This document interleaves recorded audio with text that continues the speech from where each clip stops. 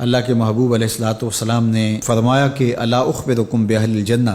میں تمہیں اہل جنت کے بارے میں خبر نہ دوں؟ تو پھر ارشاد فرمایا الضعفاء المظلومون، جو مسلمان کمزور ہیں، ظلم و ستم سہتے ہیں، تو آقا کریم نے فرمایا کہ وہ اہل جنت ہیں۔ چونکہ بہت سارے گناہ کا کفارہ ان پر ہونے والے ظلم بن جاتے ہیں۔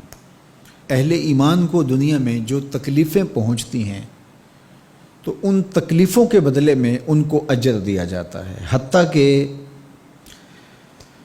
جو اہل ایمان کے پاؤں میں کانٹا بھی چبھتا ہے اللہ اس کی بھی ان کو جزا عطا کرتا ہے۔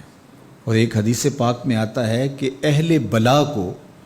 جو قیامت کے دن اجر و صلہ عطا کیا جائے گا تو لوگ آرزو کریں گے کاش کہ ہماری کھال اور ہمارا جسم لوہے کی کینچیوں سے کاٹ دیا گیا ہوتا، تو آج جو صلہ اس کا حشر کے روز دیا جا رہا ہے۔ تو حالات میں بعض اوقات اس طرح کی صورت بن جاتی ہے کہ یا آپ ظالم بنیں یا آپ مظلوم بنیں،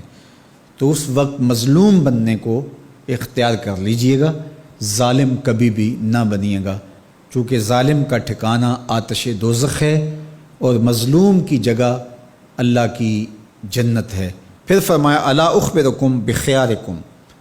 میں تمہیں خبر نہ دوں جو تم میں سب سے زیادہ بہتر ہیں؟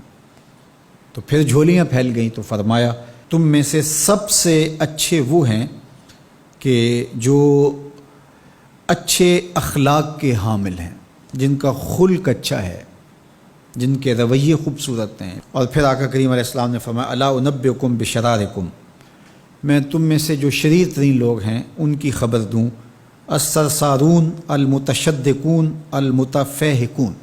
یہ وہ لوگ ہیں کہ جب مجلس ہو رہی ہو تو سب لوگوں کو برابر بولنے کا حق ہوتا ہے، اور کچھ لوگ تکبر کی وجہ سے بولتے ہی رہتے ہیں اور وہ سمجھتے ہیں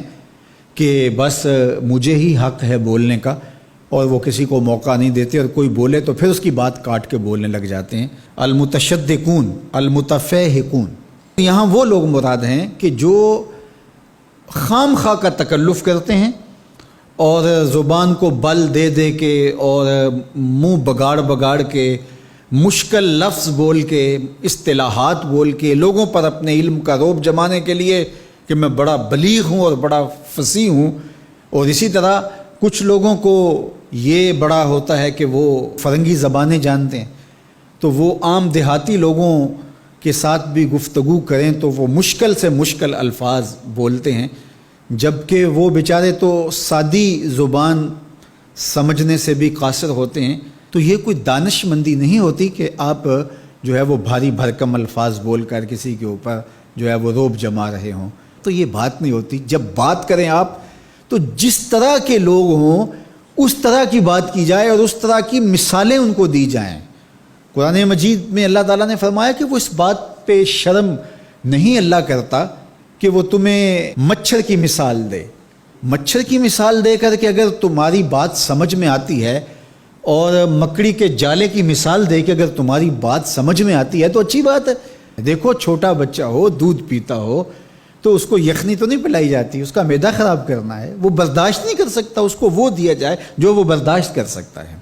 اس لیے آپ کے مخاطبین کس طرح کے ہیں؟ کلم الناس علی قدر عقولہم لا علی عقولکم، میرے اور آپ کے آقا و مولا نے فرمایا جب بات کرو تو لوگوں کے فہم کے مطابق کرو، اپنے فہم اور اپنی عقل کے مطابق نہ کرو۔ علامہ اقبال علیہ رحمہ کی شاعری اور ان کا خوبصورت ادب اگر آپ دیکھیں تو اہل علم کے لیے سوغات ہے، لیکن جب چھوٹے بچوں سے مخاطب ہوتے ہیں تو پہاڑ اور گلہری کے نام سے نظم لکھتے ہیں، جگنو کے نام سے نظم لکھتے ہیں، اور بکری کے نام سے نظم لکھتے ہیں، تو یہ ان کے مزاج کے مطابق بات ہوتی ہے۔ تو یہ حسن ہوتا ہے، اصل فصاحت ہے ہی یہ ہے کہ کس سے کس طرح بات کرنی ہے۔ تو میرے اور آپ کے آقا و مولا نے فرمایا کہ یہ شریر لوگ ہوتے ہیں۔ تو اللہ تعالی ہم سب کو اس کی توفیق عطا فرمائے کہ ہم نہ تو اہل دوزخ سے ہوں اور نہ شریروں میں ہمارا شمار ہو۔